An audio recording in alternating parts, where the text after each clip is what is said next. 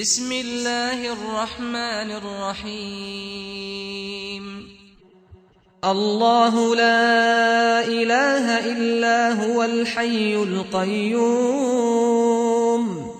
لا تأخذه سنة ولا نوم له ما في السماوات وما في الأرض من ذا الذي يشفع عنده إلا بإذنه يعلم ما بين أيديهم وما خلفهم ولا يحيطون بشيء من علمه إلا بما شاء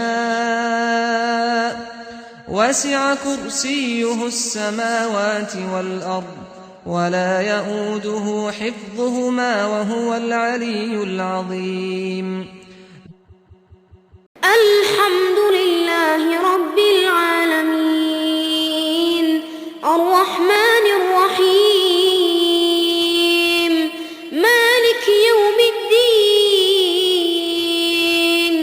إياك نعبد وإياك نستعين اهدنا الصراط المستقيم صراط الذين أنعمت عليهم غير المغضوب عليهم ولا الضالين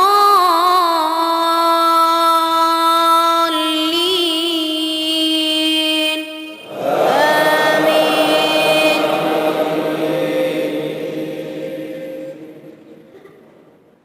O 2 aprel 1949-cu ildə Füzuli rayonunun Aşağı Seyid Əhmədli kəndində tanınmış qazılar soyundan olan Ümmətlə Xoşsaat Nəcəfovların ailəsində ilk uşaq olaraq dünyaya gəlmişdir. Adını Məmməd qoysalar da hamı onu Mamet deyə çağırdı və tanıdı. Mamet orta məktəbi yüksək qiymətlərlə başa vurdu. Politexnik institutunu bitirdi. İxtisasca ali təhsilli texnoloq diplomu aldı. Bir müddət fabrikdə, zavodda müxtəlif vəzifələrdə işlədi. 90-cı illərdə Əbülfəz Qarayev adına uşaq xəstəxanasında ümumi işlər üzrə baş həkimin müavini vəzifəsində çalışdı. Son 10 illikdə isə bizneslə, kommersiya fəaliyyəti ilə məşğul oldu. Fidan En firmasına rəhbərlik etdi. Bütün bu illər ərzində həmişə ailəsini, uşaqlarını çox sevdi, qayğısını çəkdi. Onları heç nədən körlük çəkməyə qoymadı. Xanımı Məlahətin dilindən evinə, ailəsinə çox fikir verən idi. İstəmirdi ki, çatışmaya nə isə olsun. Bu ay hətta müalicə alarkən də hamam otağını təcili təmir etdirdi.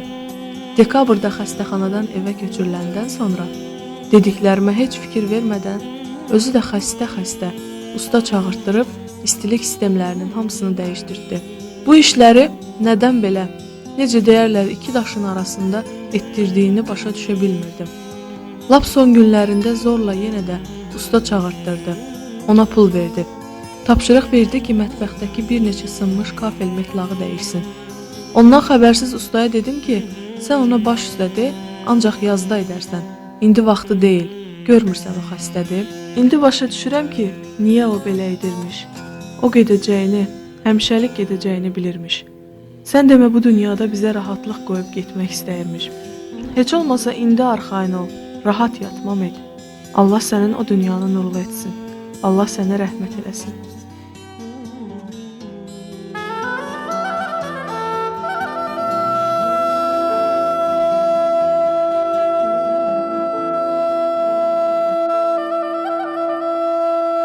Oğlu Emilin dilindən məni özü ilə hərdən firmanın işi üçün aparardı. Deyərdi ki, öyrən, lazımın olacaq. Yaxşı oxumağımı, diribaş olmağımı tələb edərdi. Son vaxtlarında bir neçə dəfə mənə hirslənmişdi.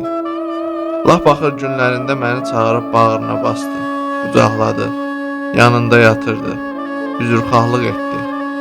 Demək gedəcəyini bilirmiş. hərəkətləri ilə mənə son sözlərini deyirmiş, mənimlə halallaşırmış deməli.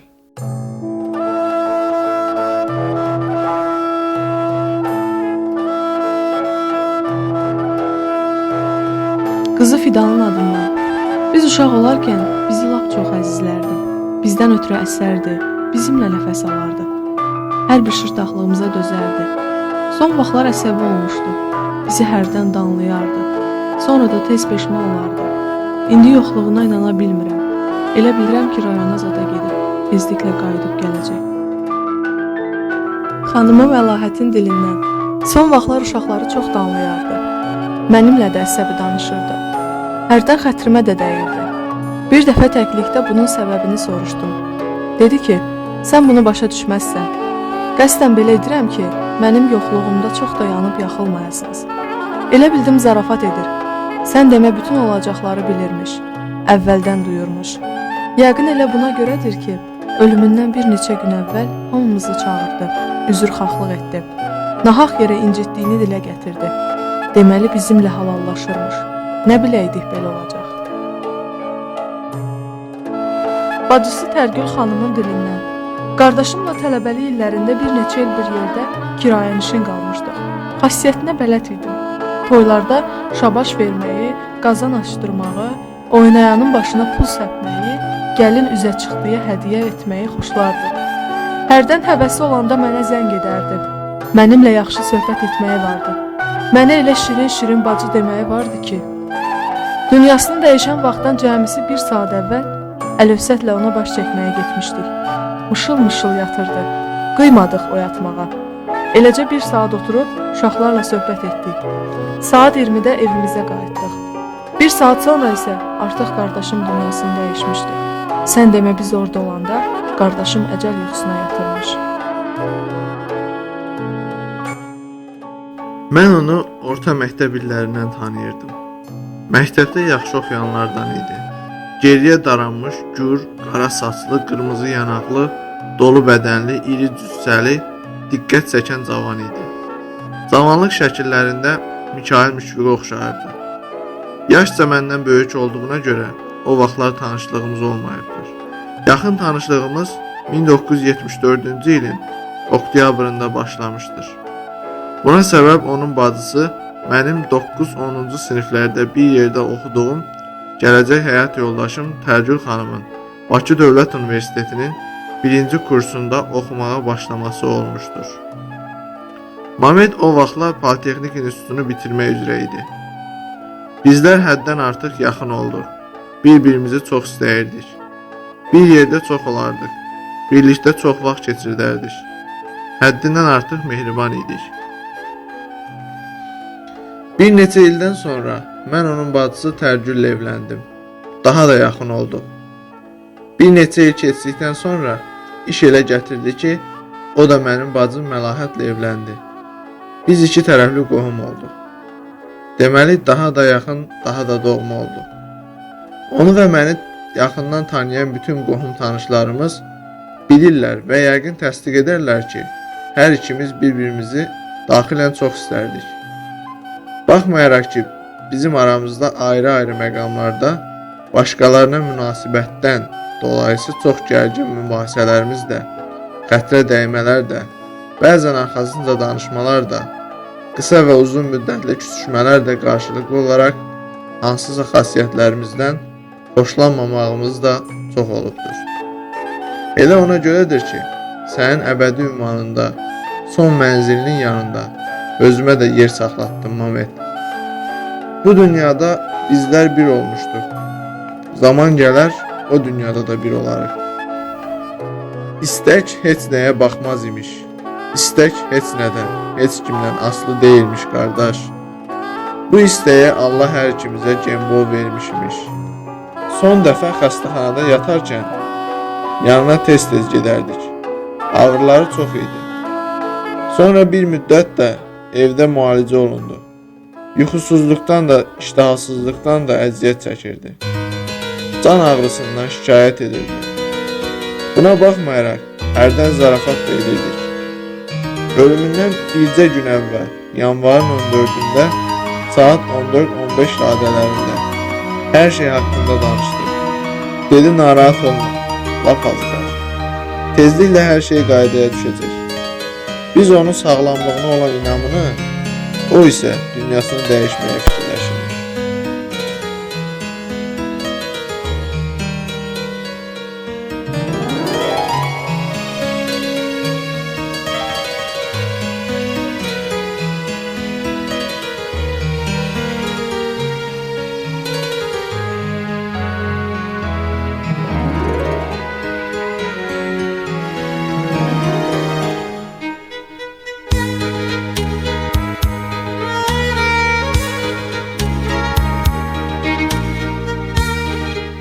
Bacıları Səringöl, Nəzmə, Nərminə, Tərgün xanım.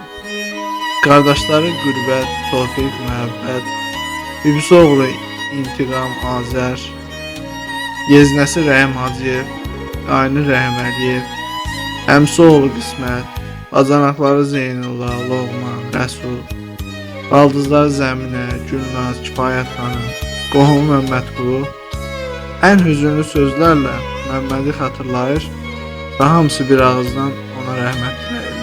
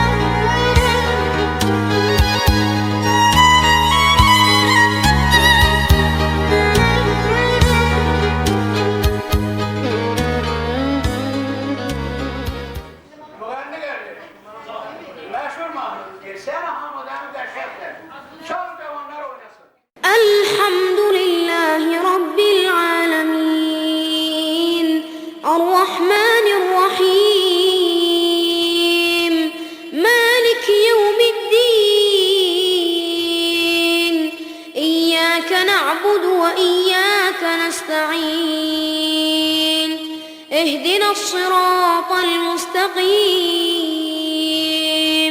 صراط الذين أنعمت عليهم غير